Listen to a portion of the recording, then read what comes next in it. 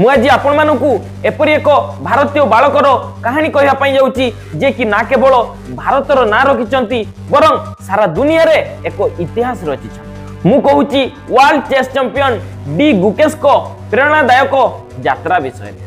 D Gukesh को जन्म 29 मई 2006 रे चेन्नई रे होइतिला। 7 वर्ष बयस रे ही तांकर चेस सहित प्रथम परिचय होइतिला। तांकर माता पिता पद्मावती एवं रजनीकांत तांको स्वप्न को साकार करिबारे महत्वपूर्ण भूमिका निभाइछन्ति। गुकेश 2015 रे Asian school chess championship under 9 वर्ग रे प्रथम पदक जीतिथिले।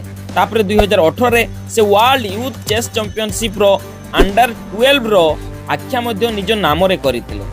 2019 जनवरी रे 12 वर्ष 7 मास एवं 17 दिन रो बयस रे गुकेश इतिहास रचि देले। दुनिया रो सबुटु कम बयसर ग्रांड मास्टर रो आख्या जीतिले। ये केवल तांकर परिश्रम एवं प्रतिभार फल थिला। 2024 डिसेंबर मासरे 18 वर्ष बयस रे गुकेश विगत वर्षर विश्व चैंपियन डिंग लिरेन को हराई सबुटु कम बयसर वर्ल्ड चेस चैंपियन रो रेकॉर्ड बनाइले। एही प्रतियोगिता सिंगापुर रे होइतिला। गुकेश को स्कोर थिला 7.5 एवं लिरेन को स्कोर थिला 6.5। तांको तांकर मेंटर एवं भारतर प्रथम विश्व चैंपियन विश्वनाथ आनंद को मार्गदर्शन मिलिथिला। विश्वनाथ आनंद सबु बेले तांकर चेष्टा एवं कौशलर प्रशंसा करिसंती। गुकेश को सफलता रे ना केवल भारत बरं पूरा विश्व रे चेस प्रति रुचि बढ़ाइछि।